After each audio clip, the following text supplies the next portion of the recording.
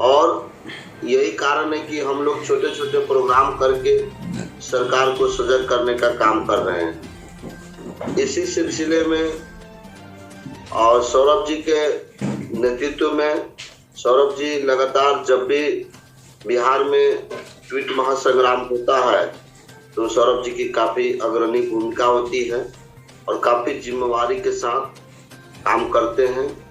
और इनको एक सहयोगी के रूप में राहुल झा भी काम करते हैं और बाकी सभी लोग जो इनके व्यूअर हैं और हमारे संगठन के जो भी अभ्यर्थी हैं साथ देते हैं। इसी सिलसिले में हम लोगों का एक प्रोग्राम 21 अक्टूबर को रखा गया है शाम के 4 बजे से।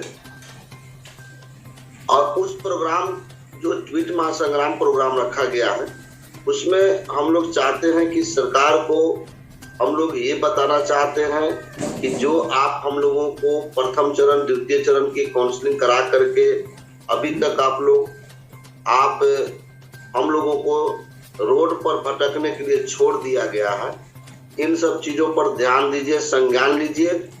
और हमें बहुत ही कम शब्दों में हम ये कहना चाहेंगे कि जो हम लोगों का एफिडेविट है वो ले करके और जमा कराइए और हम लोगों को सीधे स्कूल में भेजने का काम कीजिए। इसी सिलसिले में हम लोगों ने ट्विटर महासंग्राम प्रोग्राम रखा है और उसका हैशटैग अभी शायद सौरभ जी नहीं बना पाए हैं और आगे विस्तृत रूप से वो भी बताएंगे कि इसमें क्या क्या कैसे हम लोग को करना है। सारा टेक्निकल जो बातें होंगी वो सारी बातों पर प्रकाश डालेंगे। हम लोग चाहते हैं कि आप सभी लोग घर बैठे भी इस ट्विटर महासंग्राम में जो हैशटैग का विषय होगा उस विषय पर आप लोग ट्वीट और रीट्वीट करें और उसको आप लोगों को बहुत ही आसान तरीका जो जिस तरीका से आप लोग घर बैठे कर सकते हैं उसमें सौरभ जी आपको विस्तृत बताएंगे कि किस तरह से हम लोग लिंक दे देते हैं। लिंक पर आपको टिक करने के बाद में अगर प्रेस करेंगे तो आप डायरेक्ट उसमें जुड़ सकते हैं, जुड़ करके आप अपना ट्वीट और रीट्वीट कर सकते हैं। तो सरकार को देखिए, सरकार बार बार केवल आश्वासन दे रही है और आश्वासन के सिवाय कुछ नहीं हो रहा है।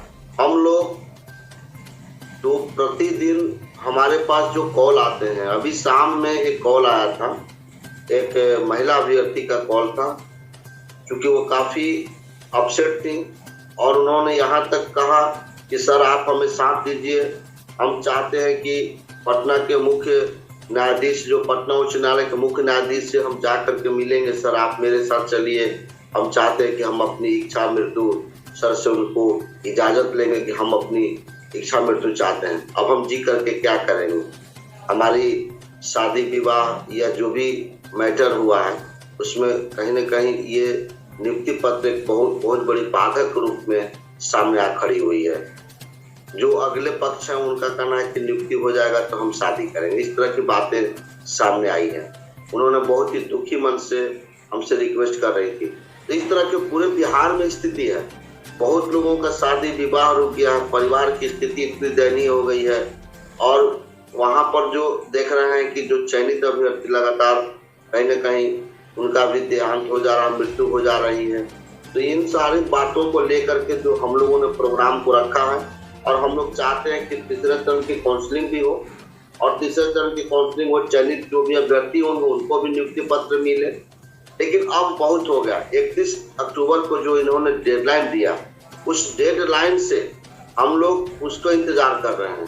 लेकिन हम तैयारी अभी से कर रहे हैं। हम लोग पंचायत लेवल पर, ब्लॉक लेवल पर, जिला स्तर पर हम लोग मीटिंग करके जिलाध्यक्ष के नेतृत्व में हम लोग तैयार रहें और जब कभी हम लोग प्रयास कर रहे हैं, अगर सरकार हमारी बात को मान लेती है तो ठीक है, हम स्वागत करेंगे।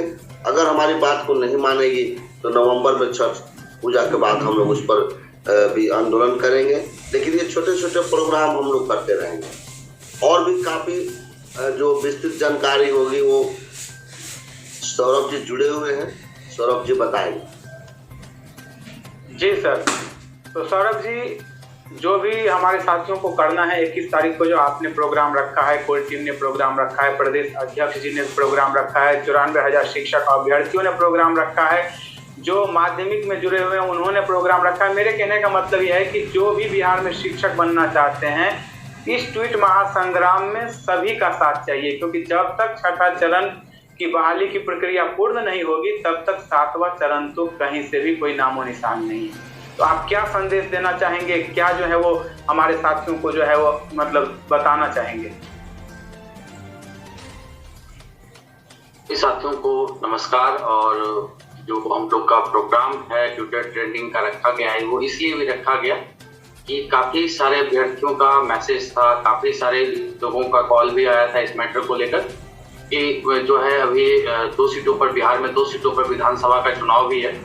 तो उस चुनाव के मद्देनजर देखा गया था कि जो पिछले दिनों की बात है, मतलब 5-6 दिन पहले की बात थी, जहाँ पे शिक्षा मंत्री खुद ट्वीट किए थे कि जो है निर्वाचन आयोग का अनुमति मिलते ही हम बहाली प्रक्रिया को पूरा करें। तो उस पे काफी ज्यादा किरकिरी उनका हुआ था ट्विटर पे, काफी ज्यादा विरोध प्रदर्शन हुआ था ट्विटर पे कि आपको कितना अनुमति की जरूरत है, बार बार आप अनुमति मांगते रहते हैं और जब आपको टाइम मिलता है उस टाइम में आप काम करते नहीं। तो काफी ज्यादा विरोध हुआ था, विपक्ष भी उसको मतलब खुलकर विरोध किया था, यहाँ तक कि अभ्यर्थियों ने विरोध करना शुरू कर दिया था। उसका परिणाम ये हुआ कि शिक्षा मंत्री ट्वीट डिलीट कर दी। ट्वीट डिलीट करने के बाद वो और हंगामा हो गया, वहां पर जो मीडिया कवरेज था वो काफी ज्यादा होने लग गया। सभी लोगों को लगा कि क्या ऐसा हो गया कि जहां पे शिक्षा मंत्री को ट्वीट डिलीट करना पड़ गया। उसके बाद जब ज्यादा काफी हंगामा होने के बाद वापस शिक्षा मंत्री ने उस ट्वीट को जो फेसबुक से उठाकर वापसी उसका लिंक पोस्ट किया। तो मतलब एक तरह से एक माहौल बन गया है विधानसभा चुनाव को लेकर। 2 सीटों पर चुनाव है, 2 सीटों पर चुनाव को लेकर एक तरह से माहौल अभी बना हुआ है।